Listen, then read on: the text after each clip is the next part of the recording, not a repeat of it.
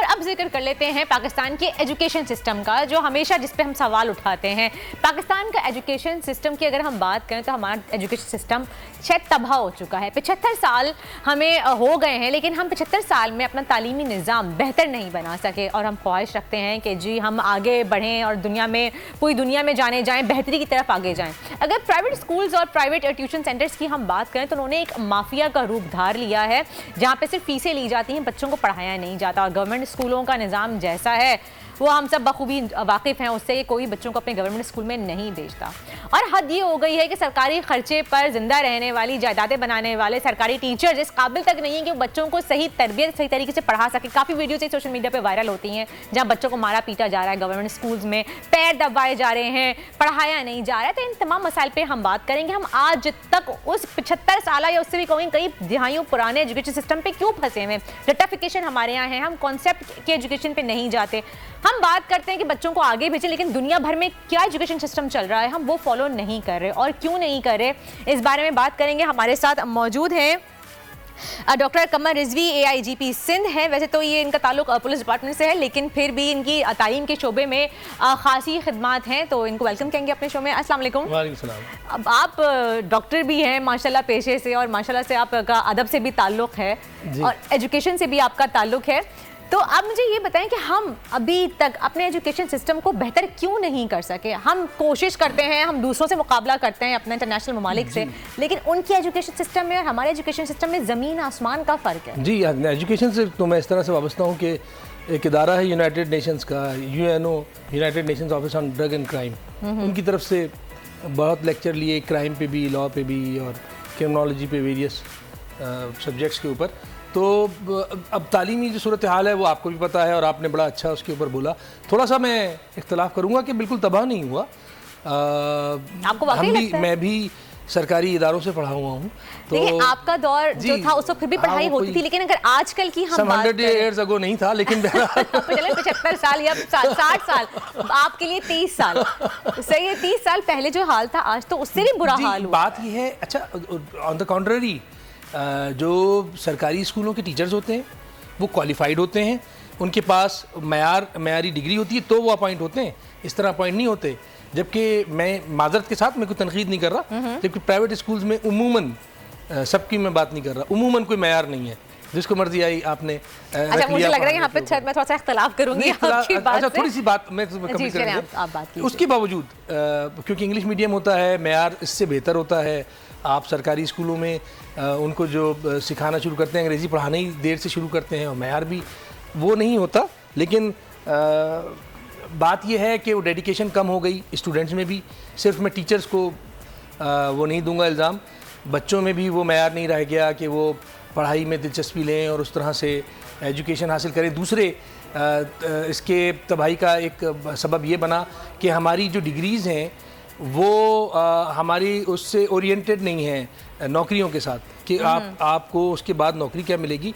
जो हमारे पास हुनर सिखाने की डिग्रियां हैं वो कम है। ये सबसे बड़ा मसला है कि हमारे यहाँ जो हमारे नौजवान हैं उनको ये बात क्लियर ही नहीं है कि उनको किस डिग्री की तरफ जाना है, मार्केट में डिमांड क्या है, उनको कितने प्रोड्यूस होने चाहिए। एक हर साल जब पॉलिसी बनती है, एजुकेशन पॉलिसी बननी चाहिए, और हर साल आप ये कंसीडर करें कि किस फैकल्टी में लोग जाएंगे, उनको वो उनका इतने साल में वो ग्रेजुएट करके बाहर निकलेंगे, तो उस वक्त मार्केट की डिमांड क्या होगी, तो उसके साथ सिंक्रोनाइज करने की जरूरत है। हम क्यों नहीं ये इस चीज देखिए, को थोड़ा सही कर सा पाए? सिंक्रोनाइजेशन की ज़रूरत है।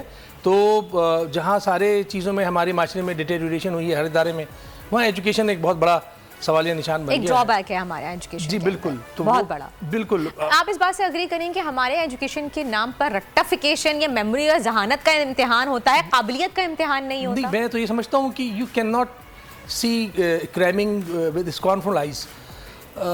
रट्टा भी ज़रूरी है, चीज़ें याद नहीं होंगी। मैं थोड़ा सा वाज़ेह कर दूँ, जी जी, चीज़ें याद नहीं होंगी तो आप डॉक्टर हैं, आपने समझ लिया कि मरज़ क्या है, उसका इलाज किस तरह करना है। अब अगर मुझे दवाओं के नाम याद नहीं, पेशेंट सामने बैठा हुआ है और कॉन्सेप्ट मेरा क्लियर है, मैं क्या कर लूँगा? नहीं, देखिए वो तो याद रखना है। रूटीन वर्क में एक चीज़ आएगी, हाँ, मेमोराइजेशन भी करनी है, मेमोराइजेशन भी करनी है, क्रैमिंग भी करनी है, जिसको आप रट्टा कहते हैं, क्रैमिंग भी करनी है। It is essential. मैं बच्चों को ये मिसगाइड नहीं करूंगा कि जी क्रैमिंग नहीं करनी, चीज़ याद रखो, जुमलों से याद रखें, तरतीब से याद रखें, और समझने के बाद, जब आप समझने के बाद याद रखेंगी ना, एक चीज़ को जब आप समझ लेंगे, मैकेनिज्म ऑफ एक्शन, मैं दवाओं का, मैं फार्माकोलॉजी में मैंने एमफिल किया हुआ है, मेरे रिसर्च पेपर भी हैं, अगर आप दवाओं का मैकेनिज्म ऑफ एक्शन समझ लेंगे तो फिर दवा का नाम आपको याद रहेगा उसके मैकेनिज्म ऑफ एक्शन की निस्बत से। डॉक्टर साहब बात वही आ गई ना कि अगर आपको कॉन्सेप्ट क्लियर होगा, you are very right. Exactly, तो दोनों चीज़ों का अमलगम है, क्रैमिंग भी करनी है, चीज़ समझनी भी है, ये चीज़ें आसान नहीं है। कॉन्सेप्ट क्लियर होना चाहिए, कॉन्सेप्ट क्लियर हो, क्रैमिंग भी करनी है और आपको कॉन्सेप्ट भी क्लियर करना है, दोनों चीज़ों को साथ लेके चले, किसी एक चीज़ को आप सिंगल आउट ना करें, अलग करके ना रख दें। सही। अच्छा, आप हमारे नौजवानों को क्या मैसेज देंगे? आजकल आप देखें सब बच्चे अपने नौजवान जो एक नई चीज़ मार्केट में पॉप आउट होती है उसके पीछे भागना शुरू हो जाते हैं, वो कोर्सेज करना शुरू होते हैं और आजकल सब बच्चे शॉर्टकट ढूंढ रहे हैं।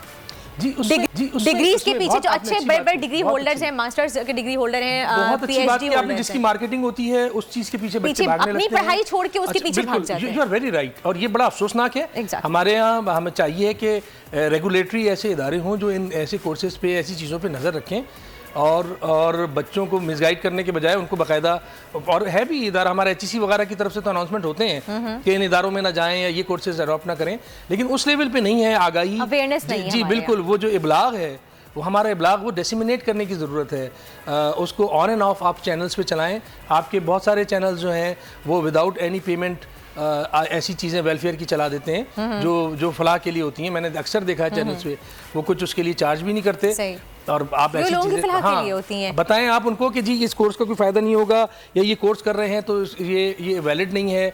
बिल्कुल इसका इब्लाग ज़्यादा होना चाहिए। सही। अच्छा डॉक्टर साहब, हम जानते हैं कि आप बहुत सी यूनिवर्सिटीज़ में जाते हैं, वहाँ पे लेक्चर्स भी देते हैं, प्रोग्राम्स भी करते हैं, तो यूनिवर्सिटीज़ का जब आप दौरा करते हैं या वहाँ पे जाते हैं तो वहाँ पे किस किस्म की लाइकनेस आप देखते हैं? क्या चीज़ बेहतर होनी चाहिए हमारे नौजवान में या पढ़ाई के निज़ाम में यूनिवर्सिटीज़ में? नौजवानों में मैं समझता हूँ एक चीज़, मैं मायूस तो नहीं हूँ उनसे, लेकिन एक चीज़ का जौहर कम होता जा रहा है, वो ये है कि उन्हें इसका यकीन कम होता जा रहा है कि वो सच्चाई के साथ अगर आगे बढ़ेंगे तो उन्हें कामयाबी मिलेगी। मेरा ख्याल है ये गलत उनका कॉन्सेप्ट है। सच्चाई ही में कामयाबी है और इसी में फला है, इसी में फला है। और हमारी यूनिवर्सिटीज़ में कहाँ लाइकनेस है? यूनिवर्सिटीज़ में देखिए नथिंग इज़ हंकी डोरी, लेकिन आइडियल सिचुएशंस तो नहीं है। जितना भी है मैं तो कहूँगा कि कोशिश सब कर रहे हैं आगे बढ़ने की। मुसाबिकत की एक आपस में जो वो कॉन्टेस्ट है वो अच्छा है, मुसाबिकत भी है इन यूनिवर्सिटीज़ में आपस में, तो अच्छी पॉजिटिव तरीके से आगे बढ़ रहे हैं। अच्छा, यूनिवर्सिटीज़ के लिए नहीं आप अग्री करते हैं? अगर हम अपने हाई स्कूल सिस्टम्स की बात करते हैं या सेकेंडरी स्कूल सिस्टम्स की बात करते हैं तो वो एजुकेशन है। हाँ, ये आपने बड़ी अच्छी बात कही। मेरे ख्याल में तो यूनिफॉर्मिटी ऑफ करिकुलम होनी चाहिए। हमारे यहाँ यूनिफॉर्मिटी ऑफ करिकुलम नहीं है। किसी इदारे में अलग चीज़ पढ़ाई जा रही है, दूसरे इदारे में अलग पढ़ाई जा रही है। और मुल्कों में भी ऐसा होता है, सिर्फ पाकिस्तान में, तरक्की याफ्ता मुल्कों में भी ऐसा होता है कि कोई जो उनके प्राइवेट इदारे हैं उनका करिकुलम निस्बतन मुख्तलिफ होता है और दूसरे का मुख्तलिफ होता है। कुछ तो आपको लैटिट्यूड देना पड़ता है। हमारे बहुत पुराना हमारा पुराना भी है, बल्कि हमारे अगर हम बात करें, अगर आप मैंने कि आज तक हम बच्चों को फ्लॉपी डिस्क और डॉस पढ़ा रहे हैं, हम उससे बाहर नहीं निकला है। मेरे बच्चे आके मुझसे पूछे मम्मा फ्लॉपी क्या होता है? जी बिल्कुल दुरुस्त। अब उनको दिखाना पड़ता है, घर में ढूंढनी पड़ती है। फ्लॉपी तो खैर होती नहीं, फिर पिक्चर निकालनी पड़ती है कि जी बेटा ये फ्लॉपी है। बिल्कुल, हम लोगों ने तो फिर भी देखी हुई है। मैं तो आपको भी इतनी उम्र का नहीं समझ रहा था कि फ्लॉपी आपने देखी होगी, लेकिन बहरहाल अब बच्चों को बताना। तो आपको नहीं लगता कि अगर कंप्यूटर बच्चों को पढ़ा रहे हैं, कोई सब्जेक्ट्स पढ़ा रहे हैं, तो जो आजकल के दौर के हिसाब से पढ़ाएं, उस पुराना जो समझ नहीं आता। कंप्यूटर आप पढ़ाएं, कंप्यूटर पे सिखा के बिठा दें, प्रैक्टिकल ऑन हैंड सिचुएशन दें, हैंड्स ऑन होना चाहिए, बजाय ये कि आप उसको किताब में पढ़ाएं कि पहले एग्जिट पे जाओ, टिक करो। भाई वो एग्जिट पे आप उसको ले जाएं, सामने उसके कंप्यूटर खुलाओ, टिक करो। नहीं, आप देखें, आप छोटे से छोटे बच्चा देख लें, 2 साल का 3 साल का बच्चा उठा लें, उसके हाथ में मोबाइल पकड़ा दें। 3 साल का बच्चा खुद ही, 4 साल का बच्चा खुद ही उसको फिंगर चलाना आ जाएगी कि स्लाइड करना है। क्यों? क्योंकि हम उसको प्रैक्टिकली उसके हाथ में चीज पकड़ाते हैं। हम उसको कहते नहीं कि बेटा ये याद करो, अगर राइट क्लिक करोगे तो ये होगा, लेफ्ट क्लिक करोगे तो ये होगा। बिल्कुल आप दुरुस्त तो अपने स्कूलों में ये निजाम क्यों लेके नहीं आते कि हम कॉन्सेप्ट के ऊपर जाएं, सिचुएशन दें? हम क्यों कहते हैं कि जितनी मोटी-मोटी मैथ्स की बुक्स जो है वो अलजेब्रा अलग करो, ज्योमेट्री अलग करो? बच्चों में कॉन्फिडेंस नहीं है। अगर आप उनको स्टेज पे लाके खड़ा कर दें कि बेटे ये 2 लफ्ज बोल दो, या जो समझाया अभी, या जो मैंने अभी समझाया है, इसलिए कि हम इसको इनकरेज नहीं करते। हमारे यहाँ एक अजीब सा कॉन्सेप्ट है कि अगर आपने प्रेजेंटेशन बच्चे से करवा ली या उसको उस पर बुला लिया तो वो अपने लिए सजा समझने लगता है। मेरा तो ख्याल है कि पॉजिटिव एटीट्यूड है, कसरत से होना चाहिए। आप स्टेज पे बुलाएं, उसको रोस्ट्रम थमाएं, उससे कहें कि जो अभी समझाया उसमें कुछ 2 लाइनें ही बोल दो, तो थोड़ा सा हमें मुख्तलिफ करना पड़ेगा। चलें, आखिर में बिल्कुल मैं आपसे पूछना चाहूँगी, आप माशा नेशनल लेवल के शायर भी हैं, तो आखिर में एजुकेशन सिस्टम के हवाले से कोई अगर एक आध शेर एजुकेशन सिस्टम के हवाले से तो कर नहीं, चलें महंगाई पे ही कर दें, गजल आपको सुना दें। चलें गजल सुनाएं। गज़ल से पहले चंद अशार। चलें जी, इरशाद इरशाद। कि नसीम कुए सनम से अलाव जलते हैं, नसीम कुए सनम से अलाव जलते हैं, वगरना शोला जां यूं भड़क नहीं सकता। नसीम कुए सनम से अलाव जलते हैं, वगरना शोला जां यूं भड़क नहीं सकता। रहे हयात अगर गर्दिशों से हट जाए, रहे हयात अगर गर्दिशों से हट जाए, लहू वो लाख मगर दिल धड़क नहीं सकता। क्या बात है, गज़ल के चंद अशार कि हर घड़ी अंजुम महताब बदलते देखे, हर घड़ी अंजुम महताब बदलते देखे, सब तेरी बज़्म के आदाब बदलते देखे। हर घड़ी अंजुम महताब बदलते देखे, सब तेरी बज़्म के आदाब बदलते देखे। हमने देखे हैं नए रूप शबिस्तानों के, हमने देखे हैं नए रूप शबिस्तानों के, हमने ताबीर तो क्या ख्वाब बदलते देखे। क्या बात हमने है, देखे हैं नए रूप शबिस्तानों के, हमने ताबीर तो क्या ख्वाब बदलते देखे। हमने राहबर को बदलते हुए मंजिल देखा, हमने राहबर को बदलते हुए मंजिल देखा। राह में जब कभी अहबाब बदलते देखे, हमने राहबर को बदलते हुए मंजिल देखा। राह में जब कभी अहबाब बदलते देखे, हमने दरबार की नाकूस सियासत सुनकर, हमने दरबार की नाकूस सियासत सुनकर मस्जिदों मिंबरों महराब बदलते देखे। हमने दरबार की नाकूस सियासत सुनकर मस्जिदों मिंबरों महराब बदलते देखे। डगमगाते हुए रफ्तार ज़मीं को देखा, डगमगाते हुए रफ्तार ज़मीं को देखा, महवरे इल्लत व असबाब बदलते देखे। डगमगाते हुए रफ्तार ज़मीं को देखा, महवरे इल्लत व असबाब बदलते देखे। हमने हर ताज़ा तगय्युर के बपा होने पर, हमने हर ताज़ा तगय्युर के बपा होने पर, हल्क़े मुनीसो अरबाब बदलते देखे। हमने हर ताज़ा तगय्युर के बपा होने पर, हल्क़े मुनीसो अरबाब बदलते देखे। हर घड़ी अंजुम महताब बदलते देखे, सब तेरी बज़्म के आदाब बदलते देखे। क्या बात है, बहुत खूब डॉक्टर साहब, बहुत बहुत शुक्रिया। बोल उड़ाएगा सबका होश, भूल जाएंगे सब अपना जोश।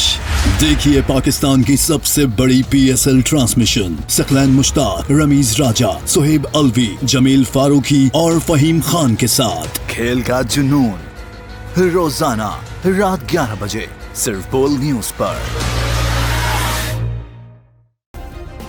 सब्सक्राइब करें और बेल दबाएं ताकि कोई खबर रह न जाए।